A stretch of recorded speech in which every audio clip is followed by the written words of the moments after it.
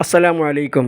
സഹോദരങ്ങളെ, ഫർള് നമസ്കാര ശേഷം മുജാഹിദുകൾ കൂട്ടുപ്രാർത്ഥന നടത്താത്തവരാണ് എന്നും അതുകൊണ്ട് തന്നെ അവർ ഇസ്ലാം ദീനിൽ ബിദ്അത്ത് നടപ്പിലാക്കുന്നവരാണെന്നും സുന്നത്തിനെ ഇല്ലായ്മ ചെയ്യുന്നവരാണ് എന്നും സമസ്ത വിഭാഗം ആളുകൾ ആരോപിക്കാറുണ്ട്.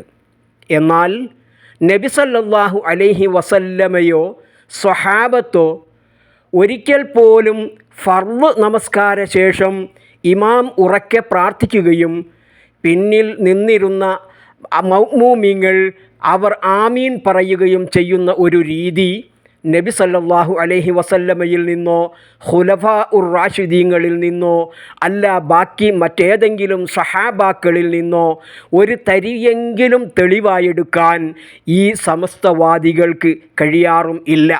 അതുകൊണ്ട് തന്നെ നബി സല്ലല്ലാഹു അലൈഹി വസല്ലമ എങ്ങനെയാണോ നമസ്കരിച്ചത് ആ നമസ്കാരമാണ് സലഫികൾ അഥവാ മുജാഹിദുകൾ എന്നും അന്നും ഇന്നും പള്ളിയിൽ ആചരിച്ചു പോരാറുള്ളത്.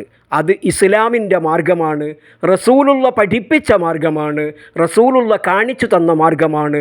ഇവരുടെ പള്ളി ദർസുകളിൽ പോലും ആ പഠിപ്പിക്കപ്പെടുന്ന കിതാബുകളിൽ കാണാം നബി സല്ലല്ലാഹു അലൈഹി വസല്ലമ ഫർള് നമസ്കാരം കഴിഞ്ഞാൽ ഇമാം വലഭാഗത്തേക്ക് എഴുന്നേറ്റ് പോകണം എന്ന ഉദ്ധരണി ഇവരുടെ കിതാബുകളിൽ പോലും കാണാം.